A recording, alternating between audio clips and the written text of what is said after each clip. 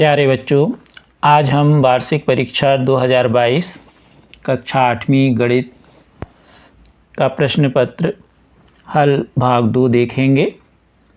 आपको प्रश्न पत्र में जो खाली स्थान है वो 1, 2, 3, 4 करके कुल 10 खाली स्थान दिए थे, जिन्हें हमने रोमन अंकों में प्रदर्शित किया है। इस प्रकार आपको कुल 24 प्रश्न पत्र में आए थे। तो हमने प्रश्न 1 करके रोमन अंकों में करके प्रश्न 2 से दिए हैं, इसलिए प्रश्नों की संख्या आपकी 15 तक है। अब हम देखें प्रश्न नंबर 8वां।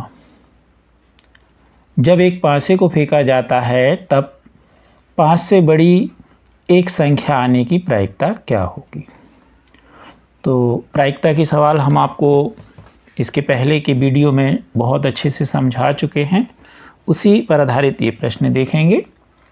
तो सबसे पहले हम देखें कि एक पासे को उछालेंगे तो कुल संभावित परिणाम S बराबर कितने होंगे। तो पासे को फेंकने पर उसमें आ सकता है 1, 2, 3, 4, 5 या 6, इनमें से कोई एक अंक आ सकता है। पासे के बारे में आपको जानकारी ना हो तो हमने बताया था कि आप सांप सीढ़ी की जो गोटी है उससे आप खेलते हैं, तो वही उसमें भी 6 अंक होते हैं। तो यहाँ पर हम एक पासे को उछालने पर ये अंक आ सकते हैं और इनकी संख्या है 6, इसलिए हम NS बराबर 6 लेंगे। अब 5 से बड़ी संख्या, तो इसमें आप देख रहे हैं 5 से बड़ी होगी 6, तो 5 से बड़ी संख्या आने की घटना E बराबर होगी 6। कितनी है ये? 1। तो NE बराबर 1। NS का मतलब है जो संभावित परिणाम है उनकी संख्या, और NE का मतलब है जो आपको घटना दी गई है उसकी कुल संख्या। अब प्रायिकता P बराबर होता है NE बटे NS।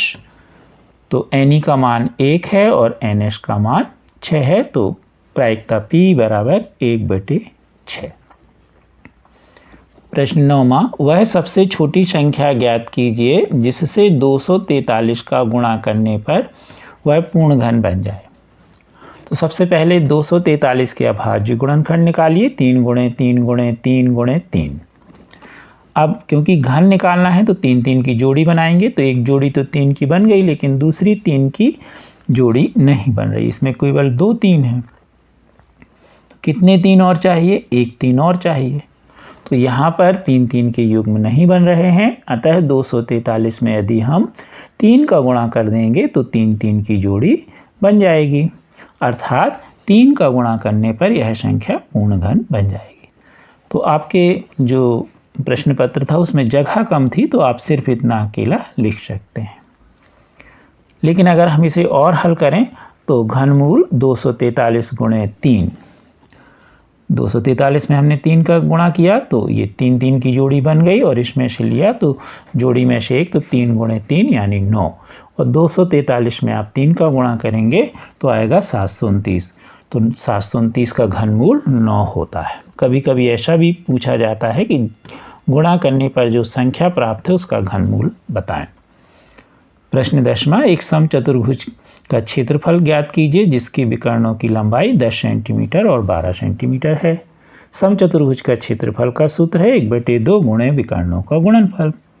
विकर्ण है 1/2, विकर्ण है 10 और 12, तो दोनों को गुणा करके लिख दीजिए। 2 से 12 काट दीजिए, गुणा कर दीजिए तो आया 60। और क्षेत्रफल को वर्ग सेंटीमीटर में लिखते हैं, इसलिए सेंटीमीटर पर 2 की घात।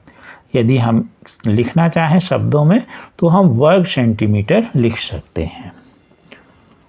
प्रश्न 11वां। 6/13 को ऋण 7/6 के व्युत्क्रम से गुणा करें।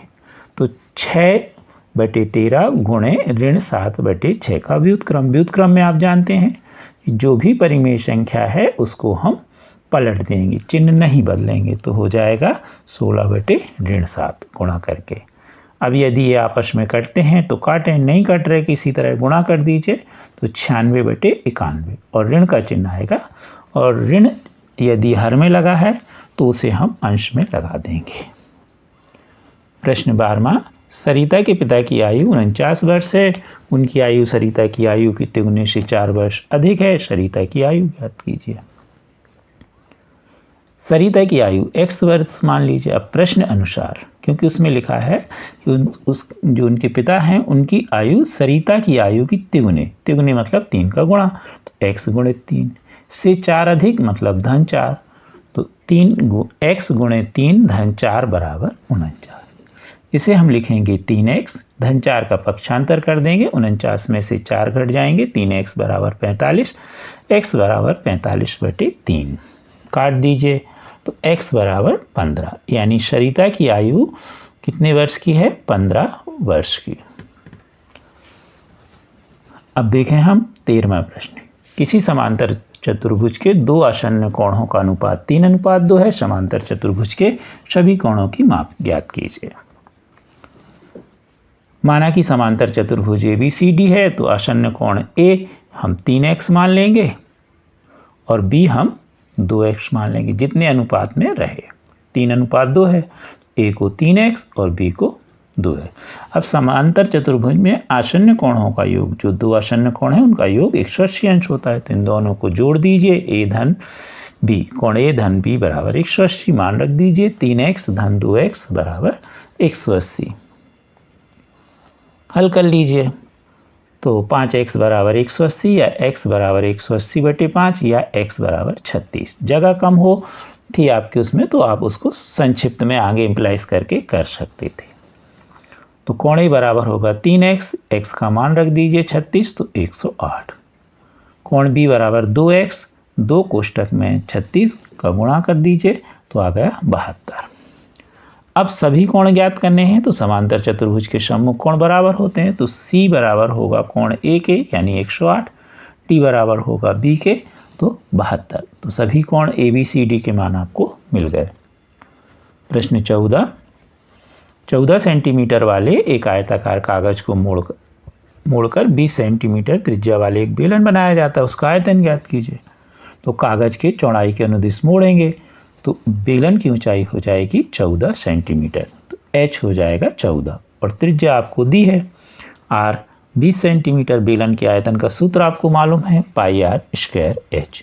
पाई का मान 22/7 होता है, तो आयतन बराबर 22/7। r त्रिज्या है, त्रिज्या कितनी है आपकी 20 और वर्ग है तो 20 गुणे 20 और ऊंचाई कितनी है 14, मान रख दीजिए, काट दीजिए। 7 से 14 को 2 बार पूरा गुणा कर लीजिए, तो आया आपका 17,600 और आयतन है, इसलिए इसकी इकाई घन सेंटीमीटर यानी सेंटीमीटर पर 3 की घात, इसको घन सेंटीमीटर पढ़ते हैं। आयतन, किसी भी आकृति का आयतन अगर आप निकालें तो उसे हम घन सेंटीमीटर में ही बताते हैं। अब देखेंगे हम अंतिम प्रश्न। तो अंतिम प्रश्न 15वां प्रश्न हमारे पास एक टेबल दी गई है और इस टेबल में आपको बताया गया है कि निम्नलिखित बारंबारता सारणी को देखें और नीचे दिए गए प्रश्नों के उत्तर दें। तो ये टेबल है। अब पहला प्रश्न है कि वर्ग अंतरालों की माप क्या है।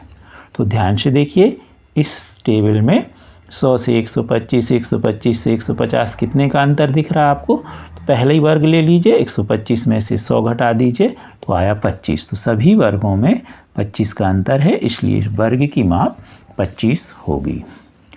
अगला है किस वर्ग की बारंबारता सबसे अधिक है। तो बारंबारता में आप देख लीजिए, सबसे ज़्यादा आपको बारंबारता क्या दिख रही 140। किस वर्ग की है 200 से 225 की। तो दूसरा उत्तर आ गया 200 से 225। फिर एक किस वर्ग की बारंबारता बराबर है। तो अगर हम ऊपर देखें तो यहाँ 55 55 दो बार लिखा है, तो 150 से 175 और 225 से 250 की बारंबारता 55 बराबर है।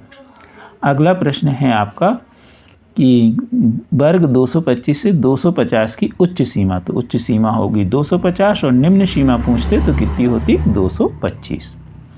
अगला है किस वर्ग की बारंबारता सबसे कम है।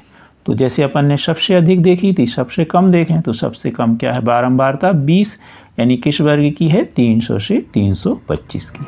तो इस प्रकार 2022 में आपको जो क्वेश्चन पेपर आया था उसका हमने संपूर्ण हल प्रस्तुत किया।